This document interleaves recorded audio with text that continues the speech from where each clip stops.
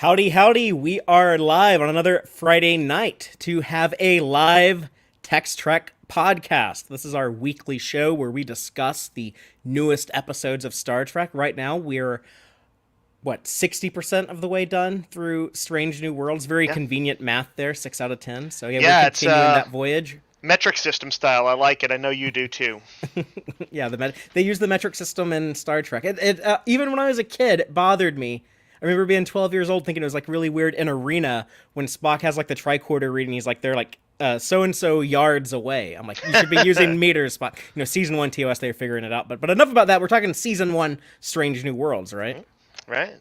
All right. Well, I see we have some great audience members already tuning in. Hi, Cake is Eternal, Cerulean Blue. Always great to see you. Jill is here. So I think we are ready to go ahead and get the show started. Right on. I'm Fathery, This is Dave. and this is Tex-Trek.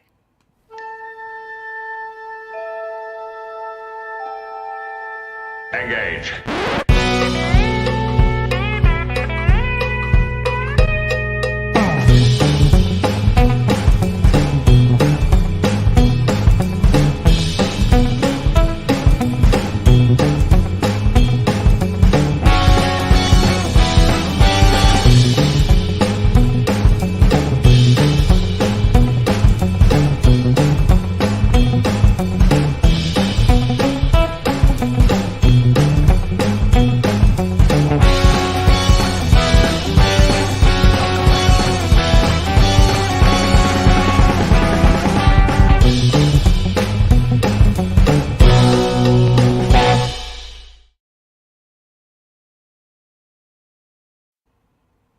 Welcome back aboard the Starship Texas for the 194th installment of the Tex-Trek podcast, the home of Star Trek fandom from deep in the heart of Texas, where we take a deep look at Star Trek old and new, and tonight we are talking about Star Trek Strange New World, Season 1, Episode 6, Lift Us Where Suffering Cannot Reach, written by Robin Wasserman and Bill Wolkoff, and directed by Andi Armaganian. And Dave, isn't that a wonderful Star Trek episode title? That's like those old TOS classics. Is there in truth no beauty? Yeah. Even something like the For the shorter world ones. is hollow and I have touched the sky. Or, even something like the Savage Curtain sounds. That's the coolest thing about that episode is probably like the title of it. Sure. City on the Edge of Forever, man. I always like when they go with somewhat more ambitious titles like that. So yeah, that's a good start for an episode I predict is going to be divisive. Well, we'll get all into that in just a moment. I have a little bit of housekeeping. I just want to remind everyone that we have a Patreon right now where we just started it a few weeks ago. We already have some supporters chipping in over there, helping us out with some of the expenses it takes to keep the Starship Texas flying and keep our show going. So thank you, everyone who joined in over there. Just want to give a quick shout out to Starfleet Boy, Cake is Eternal, Gay Clevin Lundstrom, Crazy Dutchie, Joanne Robertson, and our anonymous supporters. Thank all of you so much. Yes, these are our people. This is the crew that's keeping this ship running, man. And Great folks. If you want to chip in and help us out over there, we're doing some watch-alongs. We're going to have monthly watch-alongs, a lot of other benefits as well. There's a lot of perks to joining depending on what tier you come in at, but you can get in as low as $2 a month. That goes a long way to helping us out, and that will get you into the episode watch-alongs. We're doing our first one June 18th. That's a Saturday at 3:30 p.m. Central. If you can make it, we're going to be doing that over in the Tex-Trek Discord. And if you want to just have a look in the Discord and see what's going on there, you can. Anyone can join the Discord, and the patrons will get a lot of their perks there, including the episode watch-alongs we're doing with the patrons. We're going to be watching the original series episode Amok Time. Speaking of cool episode titles. Yeah, and of course it's a timely one with last week's Star Trek. So, yeah, we saw Amok Time recreated for Spock Amok. So let's see the original. Yeah, it's a little more topical right now than it has been in a long time with T'Pring's inclusion in Strange New World. So it seems like a good time to revisit it. It's always a fun watch too. I think it's one of the most popular episodes of the original And it's going to be series. heartbreaking to see that side of T'Pring now. Yeah. But But maybe we'll have a little bit more context. Maybe we can sympathize with her more.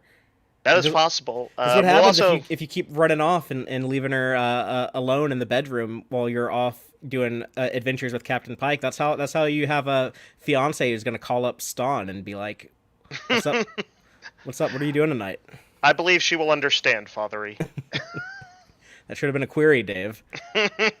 But yeah, thank you to our patrons. We're already raising enough to cover our annual podcast hosting expenses, which is one of like the top three expenses we have. We have website hosting, we have a StreamYard for our YouTube shows. So a lot of those things get kind of pricey after a while, and having folks chip in to take one of the big three expenses off of our plate is a really, really great help to us. So thank you so much. We're going to make sure that we continue to deliver content that you're liking. We somehow haven't driven y'all all away yet, so we're going to do everything we can to keep you on board and keep you enjoying our content. But now on to this episode of Strange New Worlds.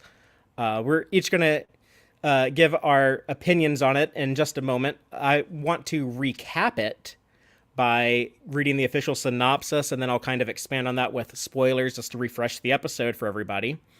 But the official synopsis reads: a threat to an idyllic planet reunites Captain Pike with the lost love of his life. That's kind of a little hyperbolic, I think, but I digress. To protect her and a scientific holy child from a conspiracy, Pike offers his help and is forced to face unresolved feelings of his past. I think that's not a great synopsis, but yes, Pike runs into an old flame who, it turns out, the society on her planet, they maintain a paradise utopia by installing a kid into a torture computer dungeon thing underground, and it keeps their world keeps their planet spinning. That should have been the synopsis right there.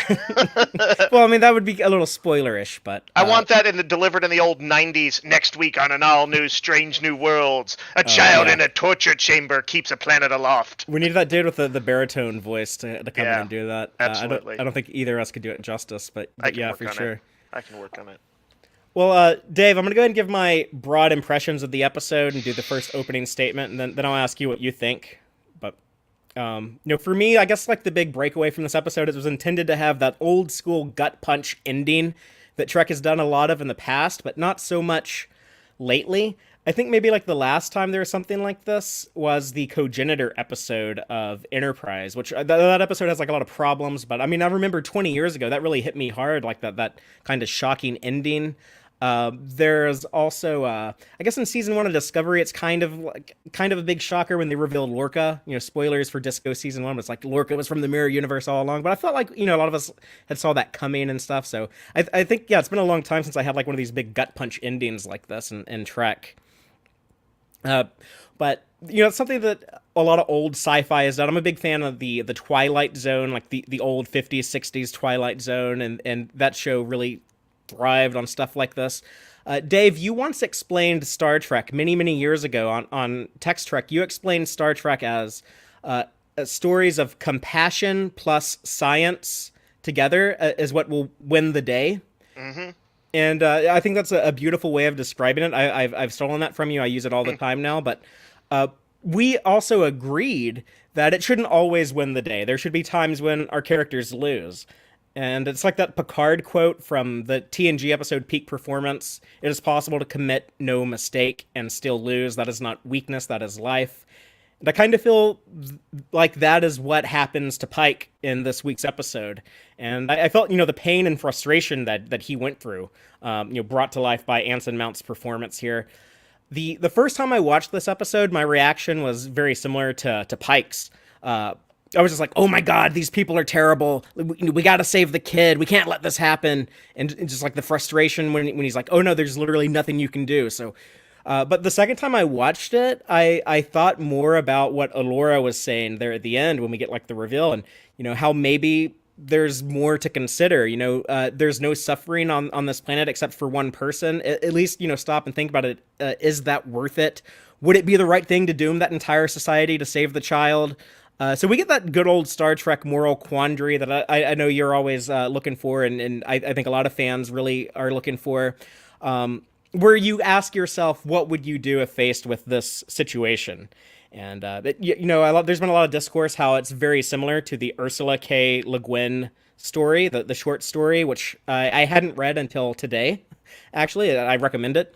But I was aware of that story. I had heard about it recently because of Star Trek, because of the writers pointed that out with Star Trek Discovery season 3 with the burn and that kid and everything. They're like, oh yeah, we were kind of pulling from Those Who Walk Away from Amelos, the Hmm. Ursula K. Le Guin story. So I was like, hey, this is very similar to that, and it's actually not as similar as I thought it was, but what I imagined that story being was closer to this episode than what it actually is. But like I said, I recommend it. People should go read it. But I think it's a really neat concept to explore in science fiction, and I'm happy that Star Trek did choose to explore it. The first time I watched this episode, I also thought that it felt a bit contrived and kind of hard to believe. Like plug in this kid into a machine. What makes all this work and everything. But the second time around, I think the explanation that Alora gives, it worked better for me. We don't know why. That's just like how it's always been built, and we've been trying to find alternatives, and we can't. And but it's still a bit of a stretch, but buying into that is the price of admission to having this story. If you want there to be like this moral conundrum, this moral dilemma here, you kind of have to accept that. Um, but yeah, I didn't mind getting on board with that after I watched the episode a couple times and thought about it. In addition, I really liked Fighty Pike. I liked seeing him tackle that guard that tried to make a run for it, even though it would have made more sense just to stun him. But Pike trying to like fight the guards at the end to get to the kid. Like a captain that is ready to throw hands. Like some fisticuffs with my Starfleet captains. Uh, Absolutely. Uhura was also a standout this week. I enjoyed the little arc between her and Leon and their relationship. And I'm very happy we got more development with Mbenga's kid and the connection between these two fathers trying to save their kids. I thought that subplot was very compelling. So all in all, another great week of Strange New Worlds, another great week of Star Trek for me. Dave, what about you? So, by the way, Father, I think that this is like this episode is kind of like, the trolley problem, the thing that everybody little sort Right. of moral philosophy 101. This felt like one of those like next level ones where they say, oh, but like the person on the track, and on the other one you don't. It had that kind of complicated turn. Um, I have to say I've been turning this one over in my head more than maybe any previous episode on that moral level. Which, yes, like you're correct. I do like the treks that kind of that ask those questions. Um, but my gut initial reaction was that at least of the Strange New Worlds episodes to date, it's the first one to somewhat disappoint me. Not terribly, but I did find it was sort of straining credulity with me. I wondered about the society that has mastered medical quantum mechanics, but can't build a good platform to keep them from the lava. Um, but then I was also thinking, as an allegory of like how we handle environmental collapse or poverty. I was like, oh shit, that might be sort of a pretty reasonable allegory.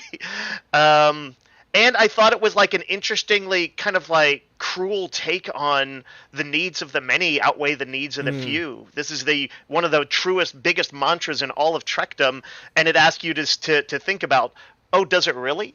And what would you what could that few or one have to do to sacrifice for the needs of the many? Um, but some of the specifics, I just wish they had been a little more convincing to me. I felt like Pike was being a little kind of a bit of a more of a dumbass. I know he was supposed to be enraptured with his ex, and honestly, especially as guy looking for someone to, I think, sort of give him an emotional outlet and a physical release as well.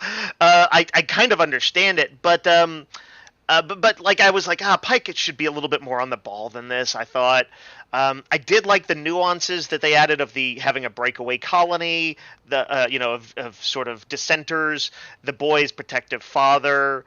I just wish I had felt the weight of the finale the way I might have with something like TNG's Inner Light. I didn't quite have that impact for me.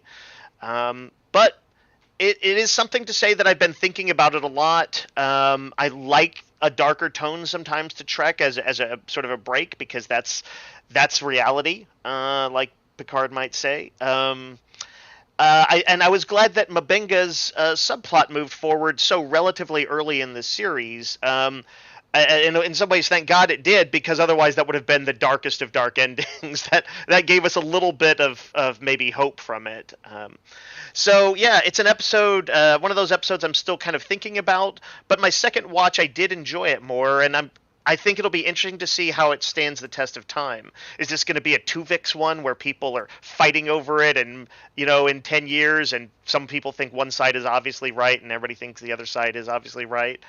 And in that sense, I think the episode was successful. So let's get into it and talk some more about it.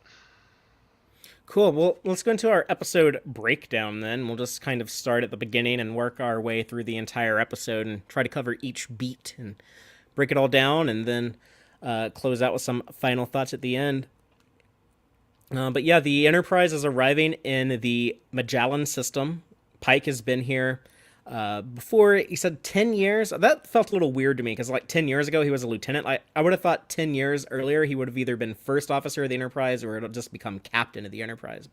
But yeah, 10 years. I guess he's just a lowly lieutenant. But we open with him in the turbo lift with Uhura, and they're having that conversation about this time Uhura is doing security training with Leon, and we have the introduction of the idea of the Leon's rules of security, and I guess there's a lot to master, including the second rule is there are no breaks in security because the threats don't take breaks. So right off the bat, we see Leon's a hard ass with these whoever has to do security training. You know what I was actually thinking is, like, she and Hemmer have both been tough schoolmasters, I guess I'd say. But I kind of like that. That it's not like there's one good cop trainer and one bad cop or whatever. It's like, oh, at least a few of them are going to be kind of tough. It's making your way through the Enterprise if you can't live up is going to be tough. Yeah, it's supposed to be like the flagship of the fleet. I guess it should be kind of hard to. No wonder those cadets were crying. Were crying last week when they got busted playing Enterprise Bingo. But well, they weren't cadets; they were ensigns. So. Oh yeah, that's right. That's why I think they probably shouldn't have been. That might have been going a little too far. But it did seem weird to me that everyone seemed to know like Leanne's security rules and everything. It's like she just got on the ship too, like the same time as Uhura. But maybe she has to do like security, like refresher training with the bridge crew. Like they all have to go. Oh, I have to do like my annual like security training. So even though I'm a helmsman, or even though like I'm a captain or whatever. So maybe that's why they were all so familiar with it. But it's funny you mentioned that. I guess I'd forgotten that she did just arrive at the same time as Uhura, because they absolutely kind of were treating her as if she's been around a bit longer. So yeah, that might be a little bit of just a slight stretch in the writing there. But I think yes, it's pretty easy to come up with the explanation of she's just a lot of people have to run their stuff past her, and so she just kind of gets more face time with more people. And she's a forceful personality. People remember forceful personalities. Well, what did you think of when they encounter the ship combat? We see a larger ship attacking a little ship. The Enterprise tries to intervene. They get a distress call, and Uhura actually has to pull the trigger on the phasers. That was there were a few things on there that in the episode that were the stretched credulity for me. And one is that they would have such a serious situation as this, and they would let somebody who's still learning it take the shot. I felt that was irresponsible of Leon, not Uhura. Really? She was just the person who did it. Yeah, I was like, this was maybe you could argue that because their threat seemed low, but that's what I thought. It seemed like the perfect. It seemed like the perfect situation. I don't know. I would have thought the perfect situation would be shoot some drones first or something. But I mean, Uhura didn't do anything wrong. It was the other ship that knocked the phasers off course, and.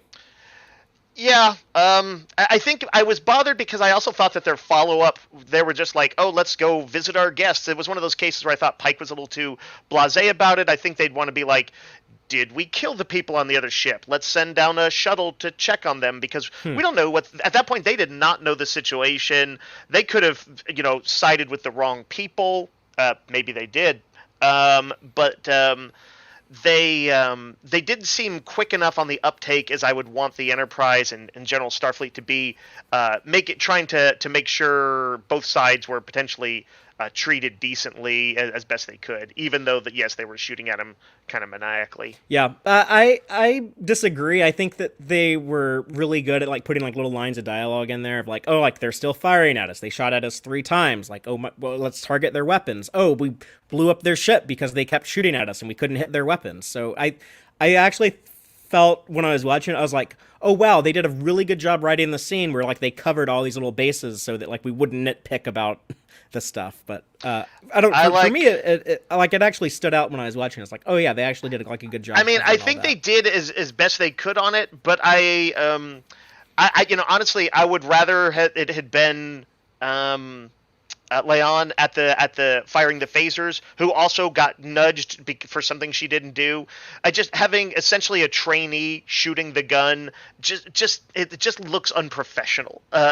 Like that kind of situation was too tense. You don't know where you don't know anything about either of the two societies that are involved in this scrap yet. So unfortunately, they didn't quite cover it well enough for me, even though they did the best they could. I would have been fine with Leon having done exactly what Uhura did. Okay. I thought it was kind of cool to get to see, Uhura shoot the phasers, but yeah, Laura beams over and is like, "Oh my god, Lieutenant Pike, your shirt is so yellow." I loved the way that, Pike is looking at Allura, but the way like number 1 is reacting to it, where you're like, oh, I'm not used to seeing, my boss and my friend over here. I'm not used to like seeing this vulnerable side of him. So she's kind of enjoying it. Rebecca Romaine was really good in that transporter room scene. She noticed his heart eyes, the little blue things. I've noticed that there seems to be I've seen some people a little disappointed that number 1 isn't getting a little bit more FaceTime in here, and I think we are used to, say, Spock being the absolute right hand man of Kirk and like having a I guess a little bit more involvement than she's had in the season, even though she's also got some focus time. I don't know. Do you have any thoughts on that, Fathery? Has it struck you or anything? Has what struck me? Just that number 1 isn't as involved always in sort of the plot as say Spock and might have been in a TOS one. We had a very number 1 centric episode already in the first 6, and I thought she had a lot to do last week with that subplot with Leon, and then the first episode was all about like rescuing number 1. So she's very important. Right, but she arguably was she was the princess to be saved in that. But she was, it's like, well, if a character is not on screen, people are talking about the character, so it's kind of like that. She still had like an important role in the story. The one that I'm concerned about is Ortega's, and I've seen our live audience, Cake is Eternal, has the hashtag #Mortegas. I've been seeing that going around on Twitter, so I need more Ortegas. I need more Ortegas, and I also need more Hemmer. I have not had enough Hemmer. But yeah, it seems like, most of the attention's gone to Pike and Spock.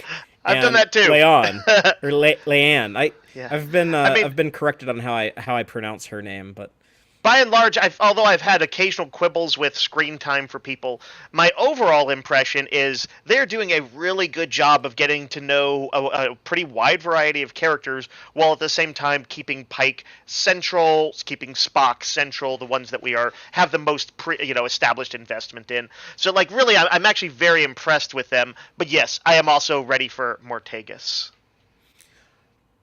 And then in that transporter room, we're also introduced to not just Allura, but also Elder Gamal and the first servant child, who their father and son. But the way they do this, it's like, oh, this Elder Gamal guy is an asshole. They're like, are you the boy's dad? And he's like, only in a biological sense. He's like, oh, this guy's kind of a jerk, right? We later find out he has this whole tragic story that we don't know about, but. As you pointed out, Father A, when I was talking about watching it a second time, you said it was definitely interesting to watch it, knowing what everyone's motivations and stuff are. And so it actually would probably given what his intents were here, it would probably behoove him to seem a little bit aloof, to try and like cast the least suspicion on himself uh, as caring about the kid that deeply. Right. And I would say of all 6 episodes so far, this is the one that benefits the most from a second watch. I saw some people in our live audience saying that like they haven't been able to watch it a second time, or that like it was so intense that they weren't able to watch it. So I guess that's one of the advantages of getting some of the episodes a little bit early from Paramount is I watched it and then I waited a few days and watched it again, and that really helped my experience of the episode. So I would recommend that, just give yourself a couple days and then watch it again and see what you think about it. I agree. But yeah, anything else on this opening? It's a classic. I think of it as like very much like a TNG kind of opening, although it's the kind of thing they did on TOS too, visiting dignitaries or someone rescued, intro in the transporter, a little bit of fun character interplay, but also some like hints at the drama to come. You have like a close up on your guest star, and they're just like, "Long time no see." Yeah, I thought it was a pretty good classic Trek style opening. All right, well, let's get into getting to know the first servant and Elder Gamal in sickbay, and also the investigation of the mysterious crashed ship that was the attacker.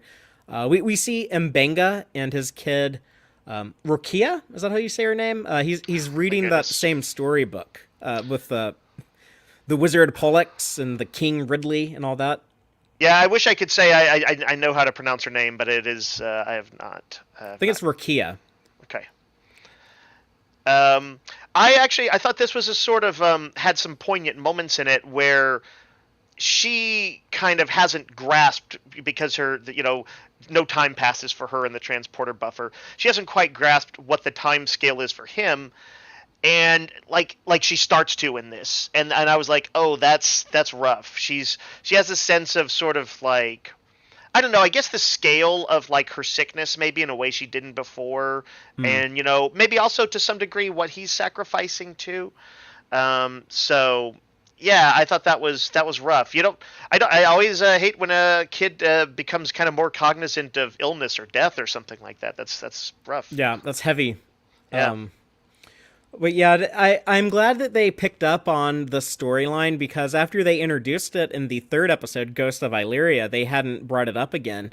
And it stood out to me last week. I was like, okay, this guy is off, fly fishing on the starbase. I'm happy that he's getting a vacation, but what about his kid? Can we not like check in with the kid? So the fact that they bring it up here and they make it an important part of this episode retroactively makes me like Spock Amok more, because it kind of relieves that criticism or that concern I had last week. Right. So that's cool. Yeah, that's a good point. And I do like when shows can pull that off, a little bit of retroactive cleverness. Yeah, that's why I'm always a big champion of the philosophy of, with these drawn-out story arcs, sometimes you just have to enjoy the ride and be patient. Be patient. Well, the good thing for me is because I'm not a patient person, but also I have not found that always that say like Discovery paid off my patience. Is that I get the satisfaction of the standalone episodes, and then I get to the character. All I need to do is for certain character arcs is to be patient, and so it's not really the whole story; it's just the character arcs, and I can that is easier for me to be patient on. So. I liked that Elder Gamal treats the state-of-the-art Starfleet medical technology with about the same amount of respect as Dr. McCoy treated 20th century medical technology. He's like, put your butcher knives away. Let me treat my patient and everything. But yeah, absolutely. They show how advanced these people are. Mbenga wasn't having it. He's like, this is state of the art, okay? Oh, but then he's also fascinated when he sees the the level of the technology, like, oh, like you can treat disease on a quantum level, so you could probably cure my kid. And we kind of get that prime directive debate later in the episode, or that prime directive issue of like you're being prime directive by someone else, which they did that on Voyager one time, but. Yeah, this always brings like a sort of separate moral conundrum into play. Like, as it turns out, the father is acting rather morally which we don't know yet. Especially so given the society he comes from. But for like if he. But that technology is built on the backs of suffering. Even the stuff that he does get. They did this in the Babylon 5 episode. What was it, Deathwalker or whatever? Where you're like, oh, are you willing to take a cure-all for everything? From Dr. Mengele, basically. Yeah, and they did a very similar story in Star Trek Voyager also, where they had like this basically the doctor on Voyager created a holographic recreation of a Cardassian who like experimented on Bajorans and stuff during the occupation, but he had like all the medical solutions that they needed for that episode, and you have like that same type of moral dilemma there as well. I think it's gonna always be something that I think pricks our imagination, because we'll always wonder, like, what would we do, to save a loved one? If it's especially close to us, especially if the moment is close, what would you do? Would you be willing to work with someone who has committed, these evil acts? Interesting stuff here. That's just the start of that story. And Gamal also explains the title of the episode. He quotes something from Magellan culture, which is, let the tree that grows from the roots of sacrifice reach us where suffering cannot reach. Mm-hmm.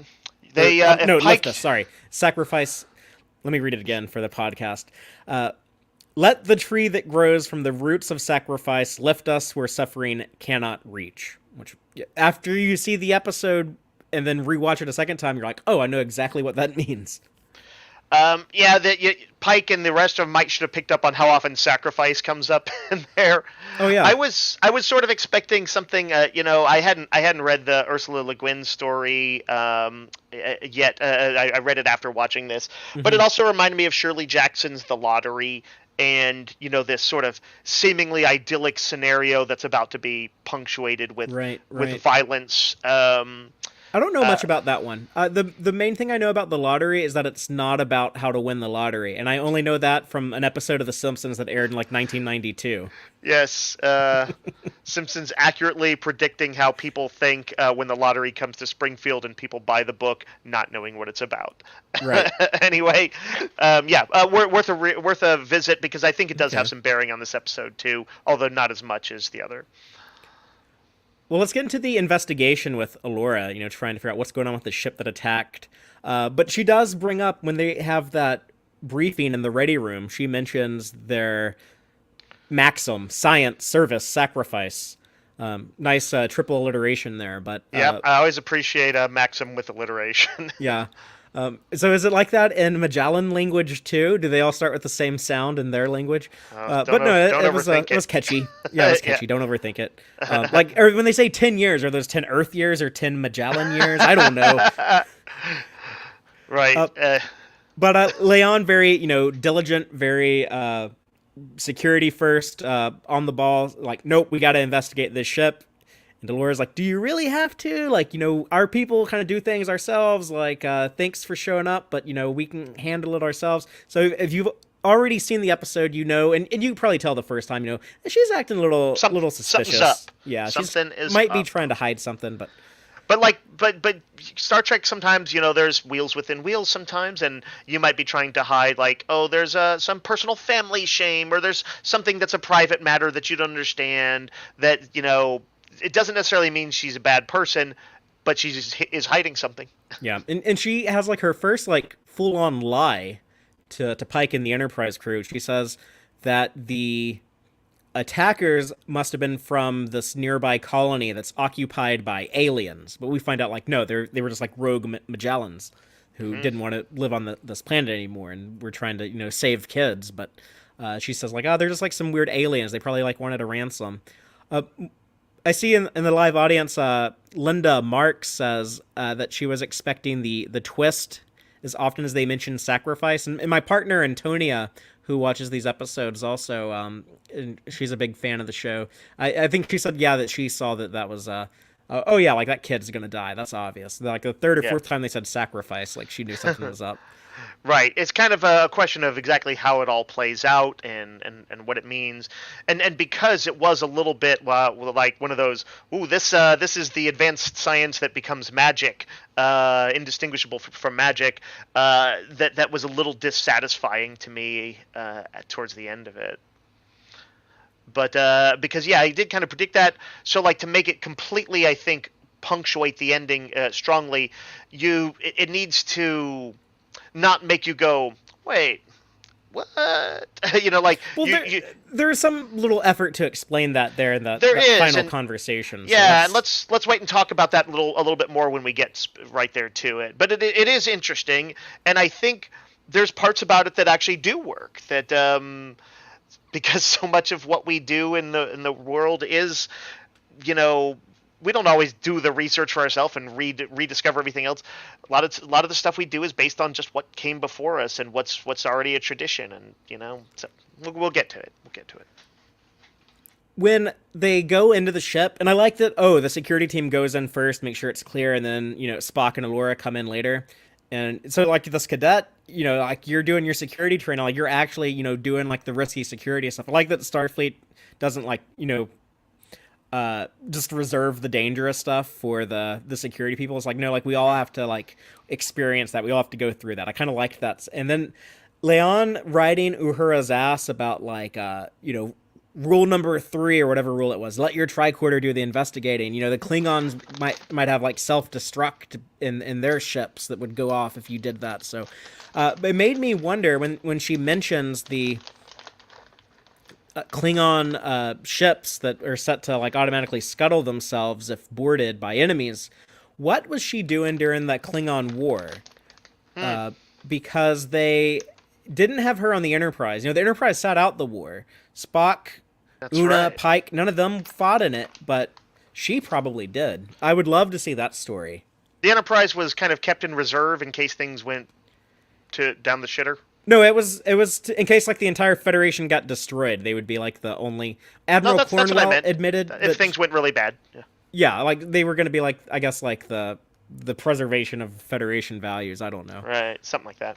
I never really thought that was a great idea, but Well, that was a. I think you could have sold me on it, but that was one of those weaker bits of writing, probably. that was Disco season 2. So we talked about that back in 2018. Yeah.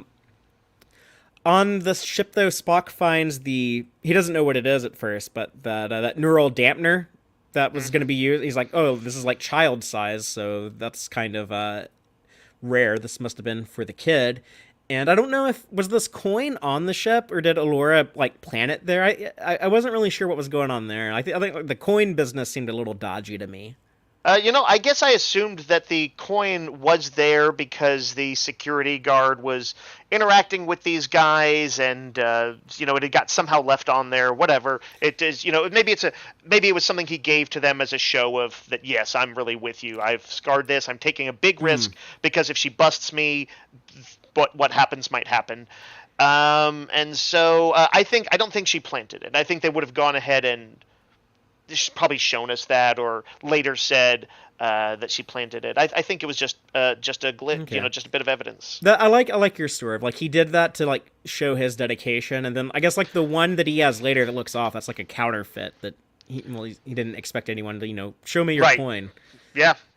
Yeah, given how seemingly much more advanced the core planet of Magellan is, they these guys, if you are going to accept somebody into your sort of secret rebel faction, you probably better be damn sure that they believe in it. Well, the Pike goes to Magellan himself, I guess, to help continue the investigation. Also, he's having fun spending time with Alora. He can't bring a landing party with him. I really like that attention to detail that they explain. Well, why is it just him running around on this planet? And it kind of explains why he's so helpless and ineffective in some ways later. It's like, well, we don't allow foreign dignitaries. I can bring you down as a friend, but you're not going to be able to come down with, your security team, your science officer scanning everything. Like, we ain't doing all that. But, I mean, if you just want to come visit, that's cool. Usually that sets off like all the warning bells on an episode of Star Trek, but since the they broke out the special effects to show this very happy world, its own Yeah. sort of warning trope in a way. Like people who are familiar with science fiction and Star Trek were like, okay, what's the secret? It's hard to buy into a full-on utopia, um, but yeah. When they first showed some of the images of Majalis in the trailers for Strange New World season 1, and we didn't know what it was, is this like a planet we've been to before or not? I thought it might have been the Cloud Miners planet. But Yep. and I wonder if like some point during the development of the story, if they thought about doing that. They actually wanted to revisit that planet in Enterprise. But if there had been a 5th season of Enterprise, Manny Koto said that was on the board of ideas they wanted to do in season 5. But obviously to have like the big reveal at the end, this couldn't be that world. It would have to be something different. But yeah, it did look cool, and they added the surface of the planet as a bunch of lava to make it a little bit different. So I guess there's multiple cloud cities in science fiction. I'll allow it. But they shake the tree to see what falls out, as Pike describes it, of trying to see which of the guards is the turncoat or the traitor. I saw that there was a little confusion. I saw in some of the comments about whether what the deal was with the coin, and I think it's probably basically what we were talking about, which is to say, this guard, treasonously to the planet, joined the rebel faction, gave them his scarred up coin to show his devotion that he was for real, and got and had like a counterfeit coin that he didn't think would get inspected, but because suspicion fell on him in this scene, it does, and he gets busted. Yeah. And his name was Kier, and he books it out of there pretty fast. And he shoots a dude. He vaporizes someone. That's pretty classic Trek. Is somebody desperate enough to kill and take out a few people along the way. But the first time you're watching it, you're thinking like, "Wow, this guy is an asshole. Look, he just murdered one of his comrades." The second time you watch it, and you're like, "Oh man, like this guy's like willing to kill to save this child." Yeah, this guy's freaking John Brown or something like that, right? He's more heroic the second time, so I liked that. And the visuals of the chase I thought were great. I loved the environment, the location they shot on when the guards are trying to corner him. It was somewhere in Toronto. I saw online someone had actually recognized this location, and I forgot what it was. But they added enough floating cities and stuff in the background that looked very alien. It looked cool. It did look beautiful enough that you could buy it as a utopia. And like I mentioned before, I love seeing Pike get he gets some action in this episode, and more with there's multiple meanings of that, but I loved the action scene where he tackles this guy. Yeah, I don't know and why this guy doesn't like lose easy. He's fast. He still tries to hold her hostage. What does she do? Oh, yeah, she flipped him and stabs him. Yeah, it's very clear. I think she didn't want him to talk, so she murders him. She made sure that was the end of him. Yeah. No, it's a good sequence and convincing because of the effects and stuff like that. Good, definitely a good case of their using their budget well. Just minor nitpick, and every Star Trek show does this. But I just wish characters would be a little bit more trigger happy when it comes to stunning people. Like, as soon as I saw this guy take off running, I would have stunned him if I was Pike. I wouldn't try to tackle him. I was like, we can just make him take a nap and question him later. Father, since they wanted that outcome to happen the way it did, in your version, would you just have it where the guy is quick enough that he sees out of the corner of the eye his phaser being held, and he just like does a roll or something and just gets out of the way of the beam? Or maybe he like hits Pike with his stick and Pike drops his phaser or something. But just a minor little. Every Star Trek show has to ignore that at some point to get like the action scenes they want. For sure. But Alora is very devious here because she kills the guy to keep him quiet, and then I think to distract Pike from. Yeah, don't think too much about what just happened. Yeah. So she offers a very enticing distraction, and they go to bed together. And she seems very genuine here. Like earlier, when she's being a little duplicitous, you can kind of sense it. But here, she seems very genuine, and I think there is actually genuine feelings. Absolutely. She would not have invited him back otherwise. She thinks her way is the best, and she would really like this guy she cares about, maybe loves or is on the path to that, to buy into their society. Yeah, and you know, she makes that offer to them, and they're having their pillow talk in bed. Um, by the way, speaking of like my partner Antonia, who watches this episodes with me, she was very excited to see shirtless Anson Mount in bed and get a look at his arms. This Ethan guy, Peck is the only guy who's been working out between Disco season 2 and Strange New World season 1. Why they got to shame all the dad bods out there? This guy's looking pretty good. Yeah. But it's kind of a little bit of a joke. But whenever there was a new Star Trek, and I have often, when we did our what do we want to see, I'm like, show these people having some sex, man. This is don't be prudish or anything, please. I know that they'll be progressive in many ways, but go ahead and be progressive in that way. TNG was at times, and that was way the hell back. So I'm always happy to see it, and we've gotten pretty overt sexual situations, especially with Spock and now Pike, and even Nurse Chapel was, she was down with the planet for just some casual sex. Strange New Worlds is absolutely coming through for me on this front. I see some chat in our live audience about how he managed to maintain his hairdo during sexy times, but like the 23rd She's not century a hair puller. product, right? But speaking of her having like genuine feelings to Captain Pike, here she basically makes that offer. He tells her, like, I know my future. I know I'm gonna have like this terrible accident that's going to happen. It's going to essentially destroy my body. And she says, if you were going to move here and stay here and become one of us, we would be able to cure you, and you'd be able to have like this happy life here in our paradise. And the rest of the episode, she's not really trying to like trick Pike. She's just trying to keep things secret from him until the reveal at the end, and then make the offer like, now that you know everything, would you still be on board?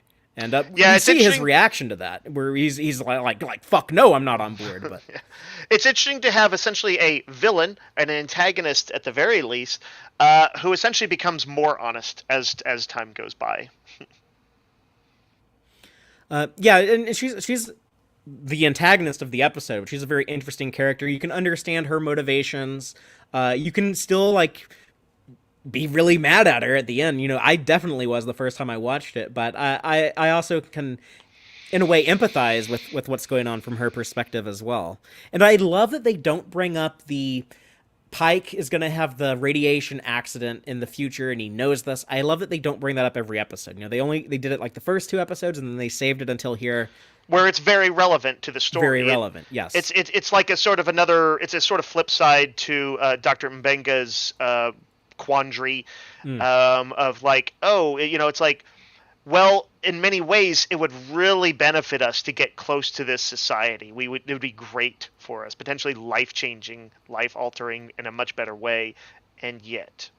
Well, speaking of Mbenga, let's talk about the happenings in sickbay. And the first servant makes some friends there. He bonds with Spock, and he bonds with Mbenga's kid. I like that little Spock. There's not a ton of Spock here, but the Spock stuff we do get is kind of meaningful. When he goes to Gamal to show him, like, oh, look at this neural dampener I found. Looks like it's for the kid. And then when they kind of bond over science, and they speak that same techno-babble language when they're talking about subspace frequencies and stuff. And that's the Chekhov's gun for the subspace frequency distress call we get from him later. Ethan Peck really impressed me with some I of the didn't stuff, actually though. notice that it was a Chekhov's gun when I first saw it. I thought it was, just setting up a bonding thing, and I thought it was kind of random or whatever. But I'm not always the brightest viewer. And I thought, by the way, that's Ethan why we rewatch. I thought Ethan did a very good job of showing us how Spock can be quite warm in his detached way. So I thought that was great.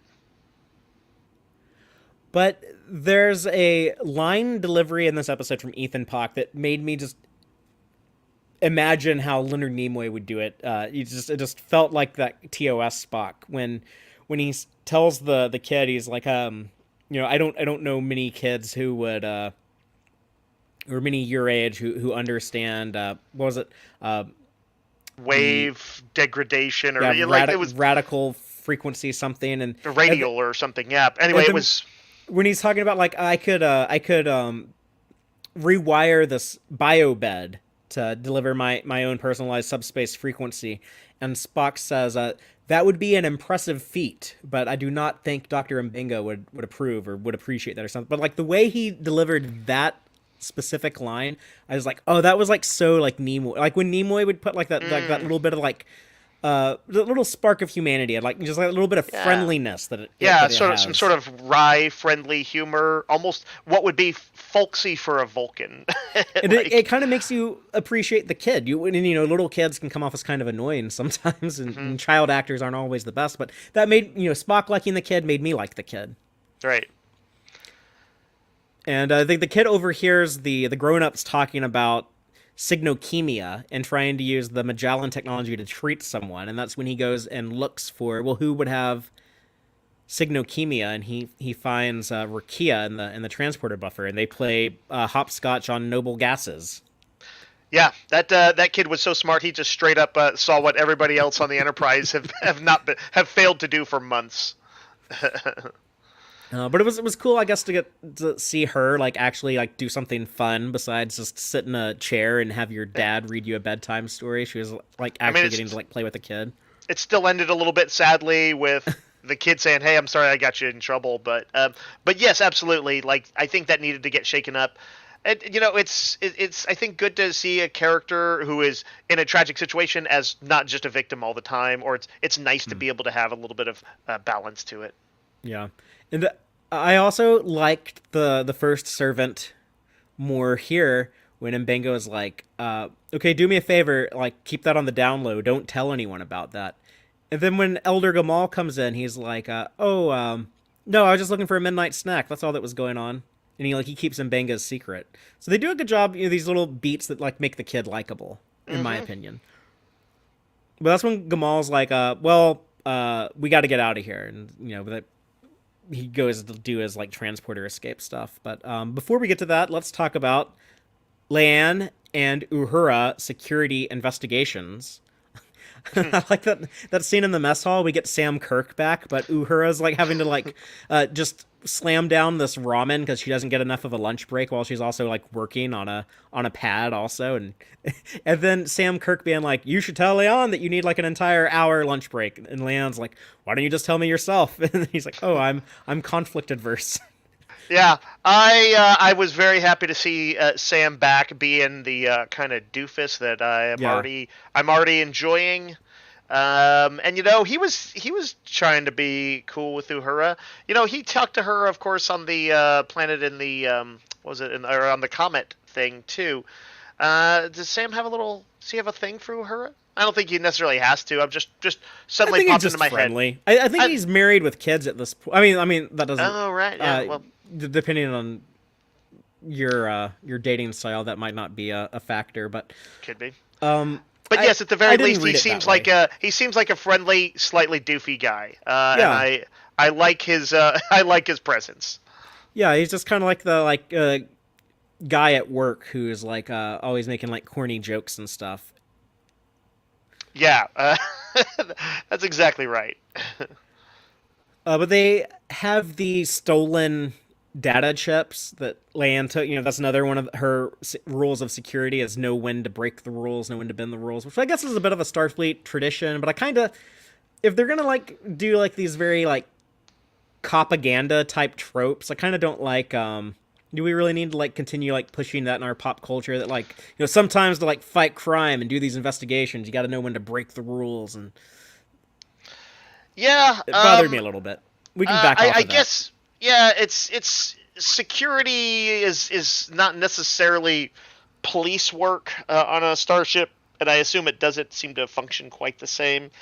But um, I do appreciate basically the idea of exceptions to the rule. It's kind of baked into this that in the very first episode we were like, oh well, can there be exceptions? With the Prime Directive, Pike thinks there should be, and he kind of leaves it to Starfleet to figure out the legalities. Right, And I right. think she's kind of doing the same thing here.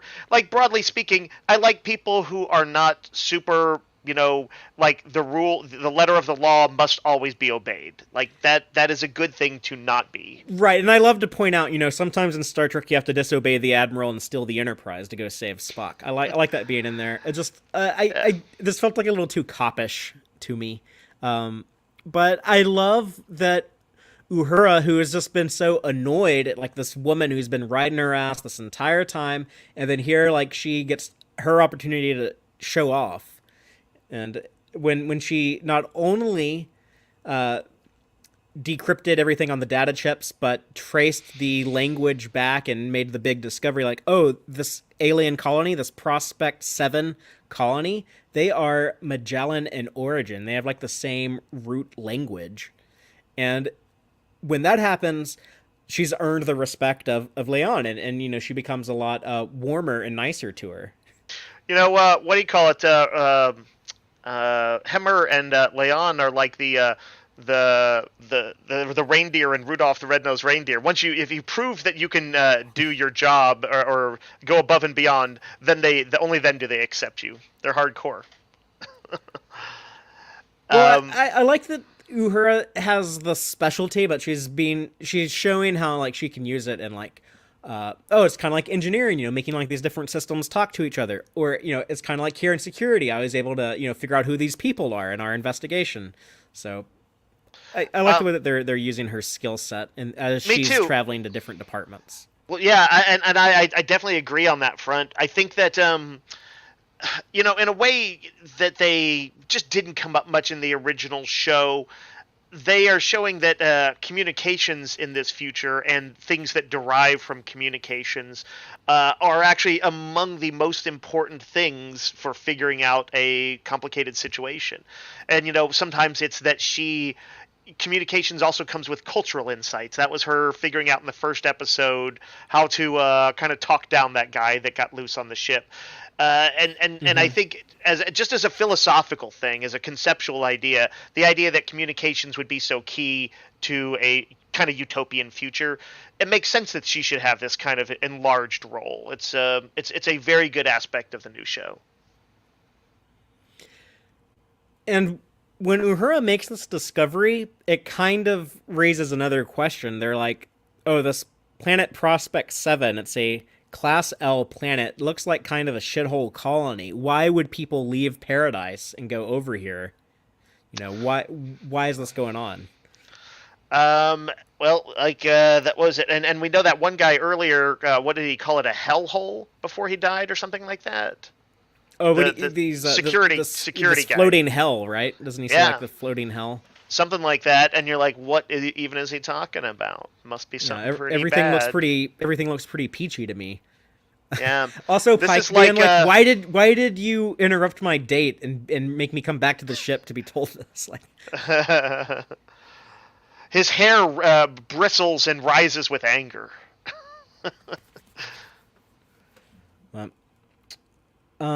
This is when Gamal is ready to beam off with the first servant, and they have this little trick where I guess they wanted to make it look like they're snatched by the nearby combat cruiser.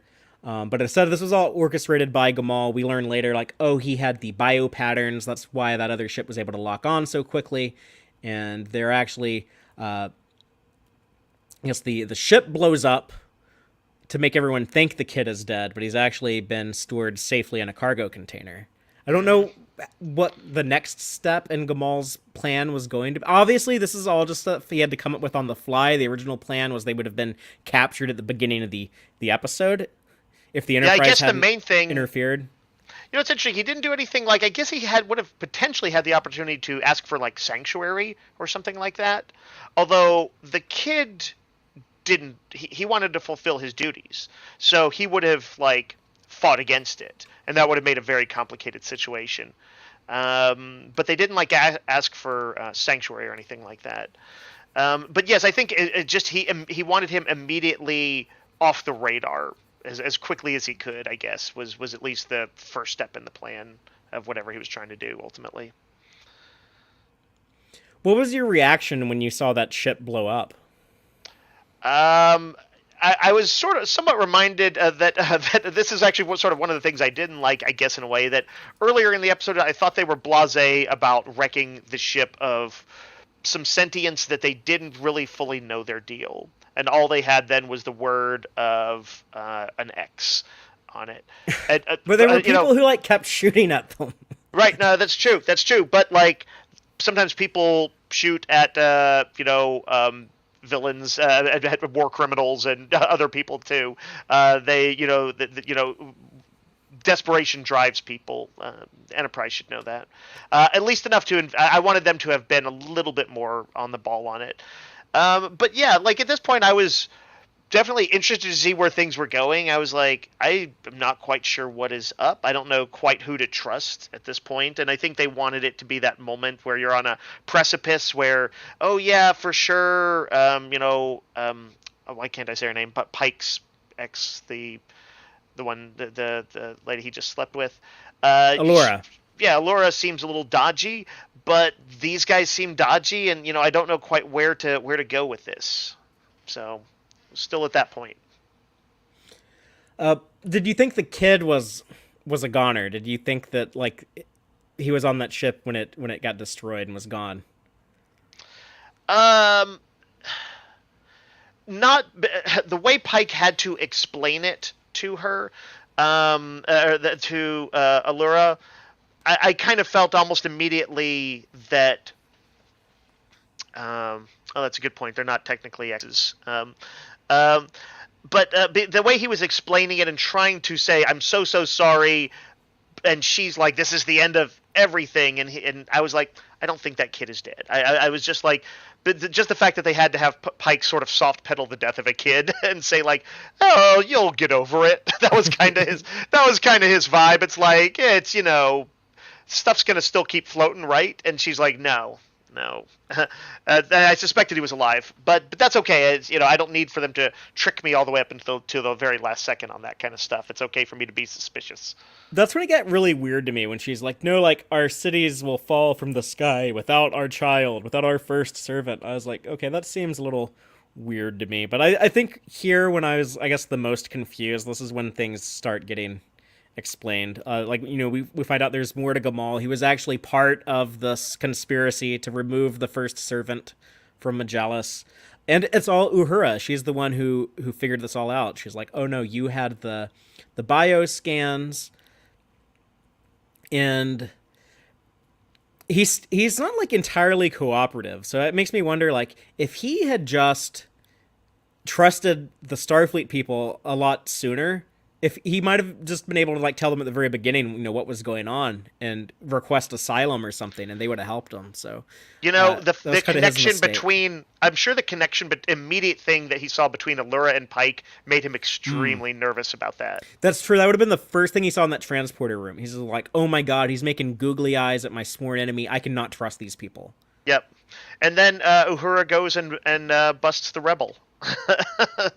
It's interesting. It is interesting to watch it again, knowing what you know, and like see this, because I'm like, oh, okay, this guy is clearly a good guy. But I do want to, of course, talk a little bit more when we get to the final moments about the questions of how bad is Allura. That'll be an interesting question to have in a minute. All right. Well, let's get to our ending because right here at this point, that's when Spock's like, "Oh, I found this distress call. The kid is in this safe little pod. He figured out his own subspace frequency to contact me. We got him out, and the kid's like, "Oh, I need to get down to the planet. It's my big day." So let's talk about the ceremony and our big ending and the reveal. Yep. Yeah, at this point, I knew whatever big bad thing was coming was coming. The atmosphere was palpable, and Pike starts asking the tough questions of Allura. He's like, "Oh yeah, it was interesting." He was kind of Columbo-like. He was like, "Yeah, I kind of thought it was weird that you didn't mention this or didn't mention this," and then he like drops the thing about the colonists being an offshoot of their the Magellan race. I like that they had Pike start hammering Alora with a bunch of questions here, where he's like, "Why did you lie about Prospect 7? Why would Gamal try to abduct his own son and put the entire planet at risk?" Because this would have felt really weird if he's just like standing there going along with it, and he would have looked like really dumb. And I think Hmm. I would have disconnected with what was going on here. So I like that Pike was asking the same questions I was asking in my head. Um, Meanwhile, back on the Enterprise, Gamal confesses to Number One that he admits he was trying to save his kid, and that you need to get him off of that planet. And that's when they figure out their communications with the captain are blocked. And so yeah, the captain he's kind of helpless when the Alora's very transparent here. All of a sudden, like, she's like, okay, I'm going to show you everything. You might not like it, but this is what we do. We take the kid down in this secret chamber. We pull out the dead kid. We stick the live kid in, and that's what makes everything work. And the kid's reaction, he's very like gung ho to do all of this. He seems to understand what's happening, but it Yeah. doesn't like really hit him as like, oh, maybe I don't want to do this, until he sees, oh, like that's what's gonna happen to me. And just his delivery of that line, oh my god, it Yeah. felt very real. Yeah, it's funny. I often find there's a lot of weight when somebody says that, some version of that phrase, and like, I'm an atheist, and like I don't, but like, I'll still use that phrase too. It If has a lot of Yeah, cultural. if you It live has in the cultural cachet. Anglosphere, if I mean, this is like an English language thing. And Right. if you watch like videos of like the twin towers being hit with airplanes, all you hear is like people running around on the street saying, oh my god, like that's just Yeah, our it's weird. our reaction phrase for Yeah, stuff. modern.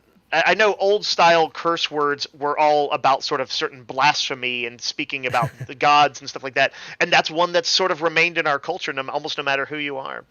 But yes, this is a horrific visual. The body of the previous anointed one. Good lord, that was disturbing. Yeah. Yeah, when Was they that show the CG, or was that a model? Who had to make that? I think it was just like a little mannequin of a dead kid. Like when they show that was like that Twilight Zone, like the big gut punch thing that it made me think of like these classic science fiction stories. I Hmm. won't leave it on the screen that long, so if you averted your eyes, you can look at the screen now. Look at Yeah, our it is. sexy Captain Pike instead. Yeah, follow his hair. We'll get through this. But But yes, that was a disturbing thing. Although the kid then seemed still, he kind of collected himself, I guess, and yeah, he was still ready to go through with it. yeah, he still like went and sat in the chair, and the whole time when the guards, I guess they were gonna try to like make Pike look away or like remove him, and Alora's like, no, like let him see all this. I want him to see all of this, because she's still gonna try to like ask him to stay on the planet. It was the part that was hardest for me to watch, worse than looking at like the dead kid that they're swapping out, but when they stick the new kid in there, like the look of anguish and pain on his face. He goes from like, he looks terrified, he looks really scared. Then those wires plug into his face, and he looks like he's just in a tremendous amount of pain. And then he just looks like he's like dead inside after that. I'm like, oh my god, that was just a really great performance from this young man. I think his name is Ian Cho, but I know like a lot of people who have like these big careers as kid actors, they that can kind of be damaging to like having like a normal life. But I would love to Hmm. see him like get more work and hopefully like avoid all the negative stuff that sometimes comes along with that, because he did a good job here. Yeah. Yeah, definitely. So it's a disturbing thing. The ending is meant to be disturbing, and oof, yeah, that's a tough one. And indeed, it is for Pike too, because that's when he just busts out. And I love, like, if I saw something like this, like I know like for me, if I get like really freaked out by something, or like really like angry about something, I get like that big like that fight or flight adrenaline. Hmm. And I like when Pike is trying to fight through these people, go up there and like do something. He has to get knocked out by the guard lady with the stick. But I'm glad we got to see the little, and it's a little bit more of like that action captain stuff that I talked about. But yeah, it kind of Yeah. makes him more heroic and more proactive, even in the face of failure. I like Yeah. seeing that. It is funny. I mean, to some degree, as overall peaceful as Trek has it, we still sometimes want to see our heroes ready to punch a dude for their values. Yeah, yeah. There's Um, the Star Trek values are worth punching people for. I think we can all agree. yeah. Um, and it is also a nice throwback to Kirk's era. Just that is the style of things. Confronted with something Right. so awful, like even if like potentially you might find yourself somewhat swayed by their argument of the Magellans in that moment, seeing that happen, yeah, it's hard to imagine not just going berserk.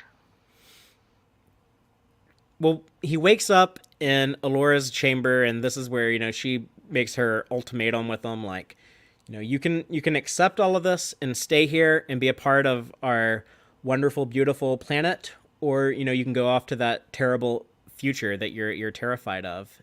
And and Pike is very much he's very much against the Magellan ways, and all her explanations of we don't know another other alternative. This is how all of our technology works. We don't know why we can't figure out something else. This what would you do? Like let multiple people suffer, or just have it just be one person?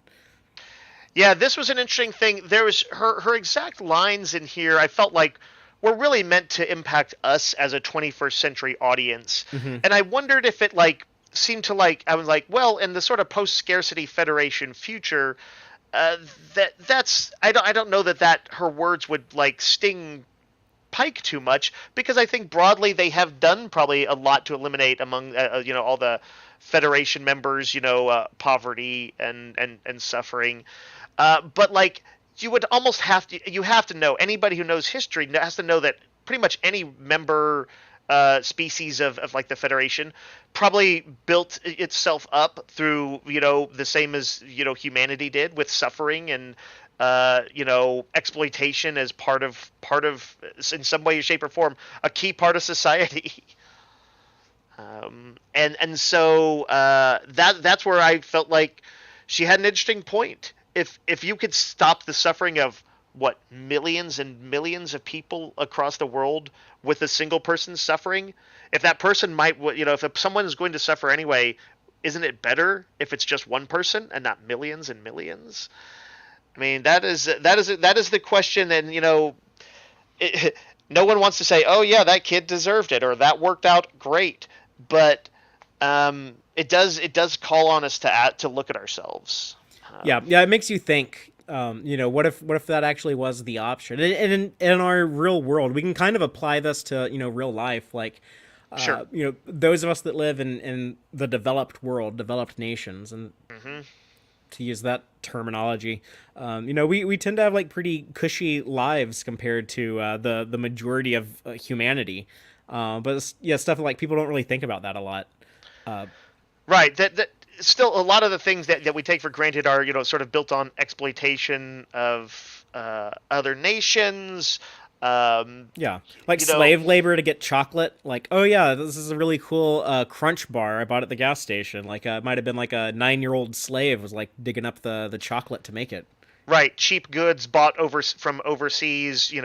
Sort of slave labor, or all but slave labor in the United States.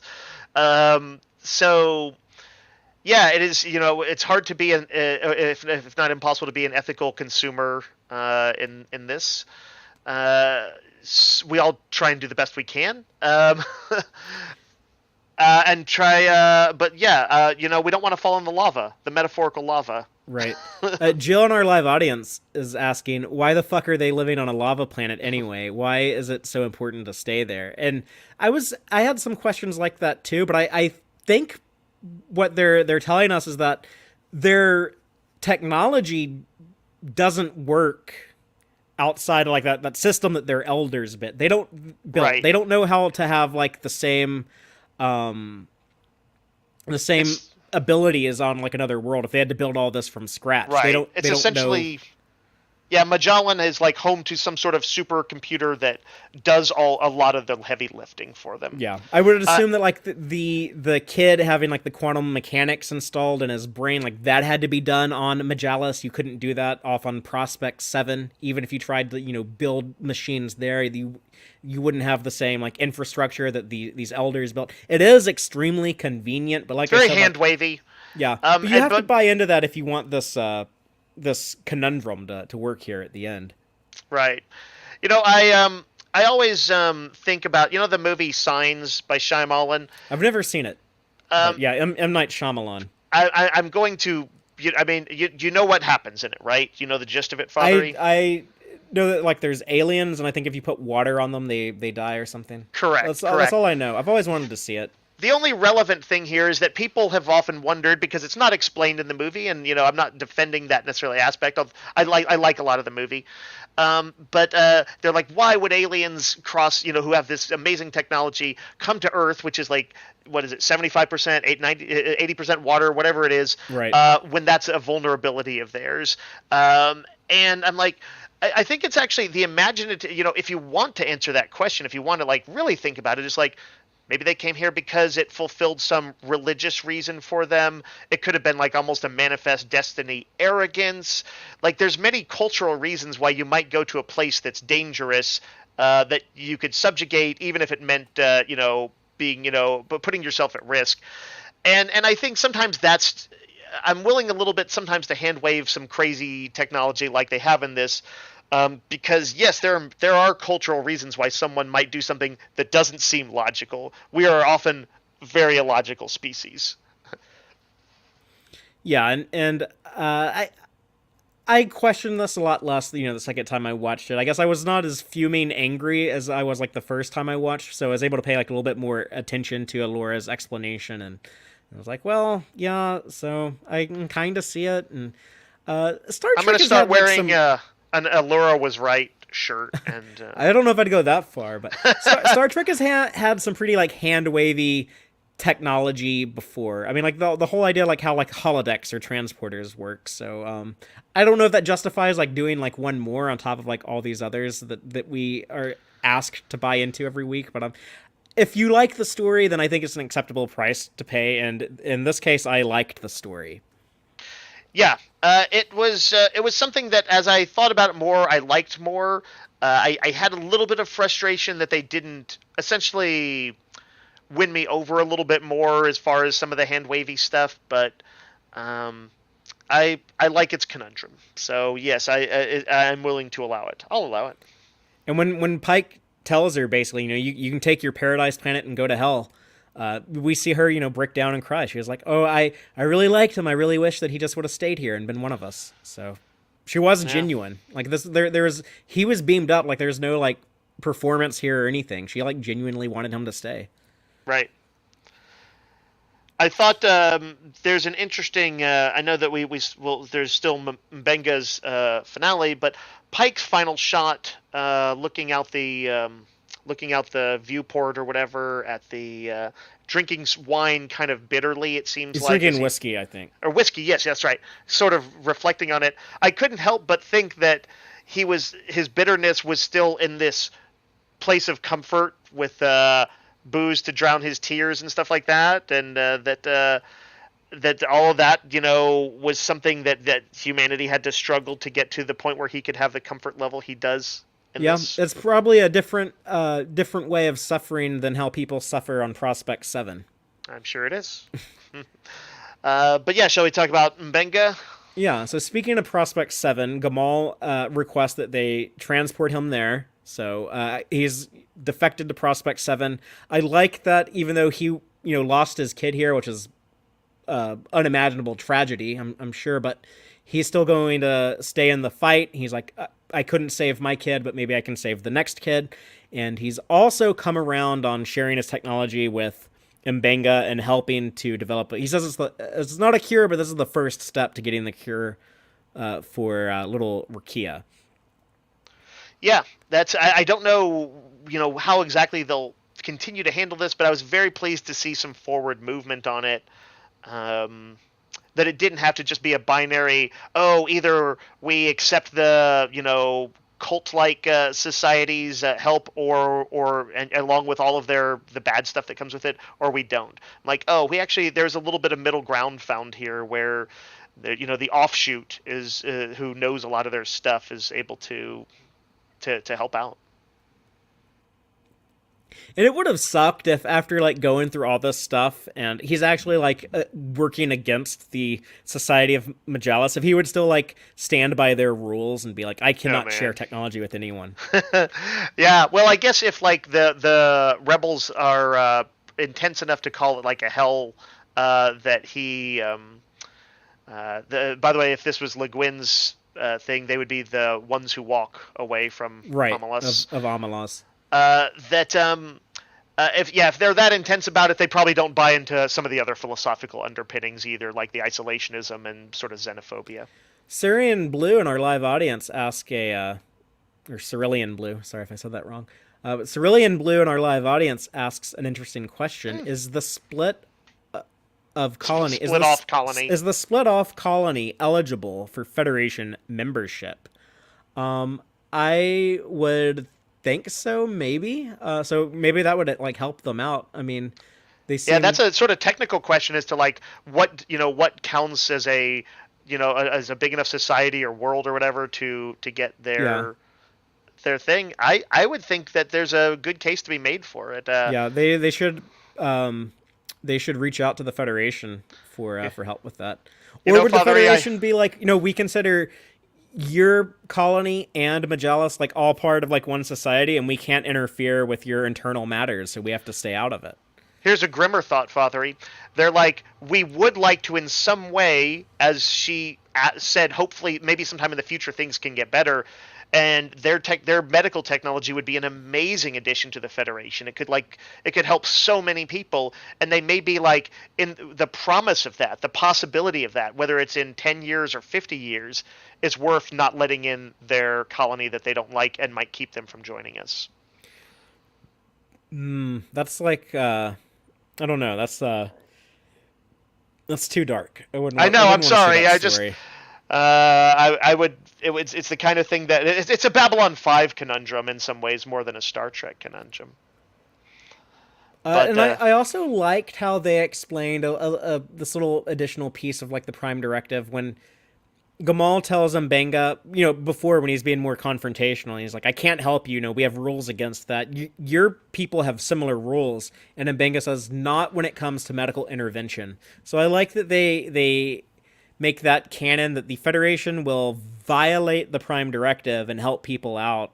I guess if you like request for like medical aid, they're not just going to let you which I think that might actually like contradict a few things that we've seen in past episodes, but I prefer that version of the Prime Directive. The Prime Directive is kind of terrible in a lot of ways, actually. Yeah. So. Well, to some degree, that's why I think they should, I don't mind if they somewhat retcon Trek here and there to, we have a constitution in America that should be retconned. And so something invented as the underpinnings of the Federation in the 60s is also not sacrosanct. Ideas were different then. We should be in a different place decades later, and they should retcon and update it. I think some of the basic ideas are pretty cool. So yeah, work with it. But yeah, let's update it. Yeah, I mean, we've gotten a lot of good stories out of the Prime Directive. I like it as like a storytelling device, but I think that it should be treated as like a little bit more nuanced. But all that being said, do you have any additional thoughts you'd like to get off your chest on this episode? I think I've talked about much of what I wanted to. Linda Marks brought up something in her comment that a friend of mine did while I was talking over it with him in a message thread. She said, I had to think of many parents of murdered children now fighting for gun control to protect other children. This is after, of course, the recent terrible school shooting in Texas.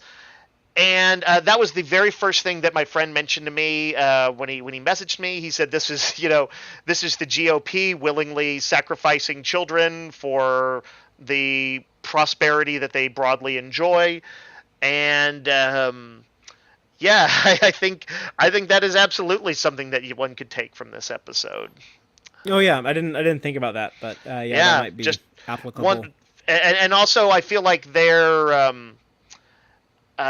skating over it. Also, it made me think of an environmental situation.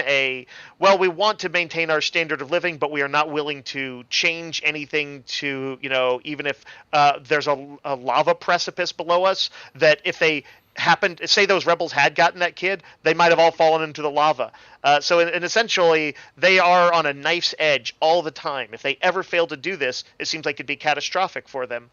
But don't they say they've tried to change, and I think she was meant to be sincere. In the real world, we're not trying real hard. Yeah.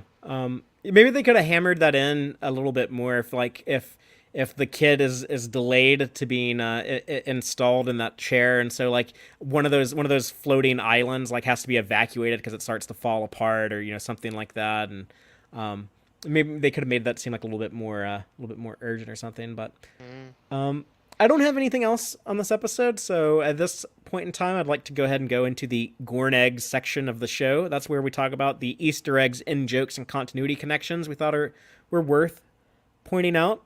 Mm-hmm. There's actually not a ton in this episode. It truly was a strange new world. It was a lot of new stuff. Right. But nevertheless, let's hatch them. Yeah. So here were the few that I did find. When Pike and Uhura are riding in the turbo lift in the opening scene of the episode, he recites one of Leon's rules of security. A Rigelian taiga pounces with no warning, in this very awkward attempt at a British accent that he delivers that line in. But of course, that's a reference to the Rigel system, which has been referenced in Star Trek a great many, a shitload of times in 56 years, going all the way back to the Cage. The battle cruiser that we see attacking the First Servant's shuttle in the beginning of the episode, it was using grapplers instead of tractor beams, kind of like that older technology, I guess, to make them look, less advanced. But we saw stuff like that in Star Trek Enterprise. The NX-01 Enterprise had grapplers because they didn't have tractor beams yet. And, we've seen other species use that since then. There were a couple on Enterprise that used that, and also the Pakleds and Lower Decks have those really violent grapplers that grab onto ships and tear them apart. The tool that Chapel was using on the First Servant, that Elder Gamal told her to stop using and called it a butcher's knife, that was a subdermal scalpel. This is a 23rd century version of it, but we see a 24th version of it in the Voyager Doctor's sickbay, and he uses it. Mm-hmm. Also, I loved the close-up of Pike's phaser holster. There's a few different versions of the phaser holster in the original series, but I love that. Very, very Western, very like cowboyish, but in a way that I like, and I'm glad that they're maintaining the phaser holster and that spirit of 1960s Star Trek. Yeah, he definitely was like when he sort of had his hand hovering over it, or he unbuckled the clasp or whatever on it. It definitely had that vibe of like, a little bit of a Western thing. The gunman who knows that shit's about to go down. Yeah. And those Prospect 7 data chips that they find, I love that they are able to plug them into the computer console on the bridge.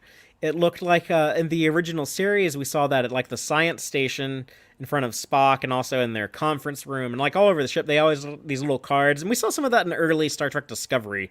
But I like that they're using that physical media for those of us that grew up in the era of floppy disks and stuff like that. It's cool to see that being used in Star Trek again. And the last one I have, I wasn't really sure if this should count or not, but Leon's 7th rule of security is leave no stone unturned, and she normally makes trainees physically check under Magaton breathing stones. I don't know what a Magaton breathing stone is, but I didn't know if that was close enough to Magato to count, even though Lower Deck says there's like a bunch of different ways of pronouncing Magato, so probably.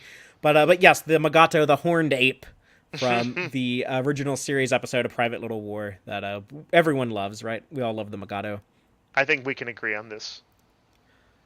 But that is all I got. So we would love to hear what our audience thought of this episode. Please be sure to comment. You can reply on the Tex-Trek Facebook page. You can reply to me on Twitter. You can let us know in our Discord server. But tell us your thoughts on this episode. We actually have some reactions from last week's episode. Good God, Spock did we Amok. have reactions? Yeah, Spock Amok, and I think prompted the most reactions we've ever had from a Twitter call for feedback. Last I knew, it was like just under 200 replies, so it was a lot. I'm going to throw out a decent number of them, but a lot of them just were people purely delighted, very, very happy with this episode. And the first response, Zane Graves kind of sums it up here, and he said something interesting. I can't remember the last time I saw a prestige series go for a low stakes, just have fun episode, and this was an absolute delight. Disco Spock. I had a smile on my face pretty much the whole time. I'm not going to be able to pronounce this person's name because there's like some weird symbols in it that may be like Greek symbols, something Kent. And he said, though, well written, very funny, sexy, thoughtful, inspiring. Did I mention sexy? And anyway, there was just like, this addresses many of the comments we got. Many people were just way on board and just having a great time. Mike Busby says, I laughed out loud to Vulcans. And Crypto Dino Beaver says, I love the bizarre nature of Vulcans. Super intelligent, highly advanced race, except they're still morons enough to fight to the death over ridiculous religious matters. Brilliant. Let's see. Lauren Rivers says, Enterprise Bingo is my new favorite thing. Just Joel again was among a handful of dissenters, says, I thought the Gorn episode was far better. Too much of the humor in this one felt forced to me. But I know I'm in the minority, so don't know quite how you say this. Matius Meridius says it also legitimized the animated series by dropping a few key pieces of exposition, like Spock's childhood pet Ichea. I don't know if the animated series needs legitimization. I think it does. If you look at when it gets brought up in convos all across the internet, a lot of times people are like, oh, that's not canon, or is it canon? Right. But I know it is. But that clearly has not gotten through to fandom. You got to remember, fandom still thinks that all Kurtzman Trek might not be canon, and stupidly that just gets endlessly rehashed. But yes, but the animated series gets also legitimized in Star Trek Voyager, Star Trek Deep Space Nine, the Star Trek Kelvin movies, and Star Trek Discovery, and Star Trek Lower Decks. So it's been pretty well legitimized if you're familiar with this is the shows. Flagship though, Fathery. Anyway, Joel Vallis says, I loved how every subplot echoed the body switch main story so well. We talked about that sometimes, how a lot of their thematics line up really nicely. Trek Scenarios says, I loved how they acknowledged that the Enterprise needed repairs after last week, but that it was a completely separate episode. BE1 says, I want to like to Pring, but knowing how she does Spock dirty later on makes that difficult. That said, the actress plays the hell out of the role. And we had several other people in that same train of thought. Let's see.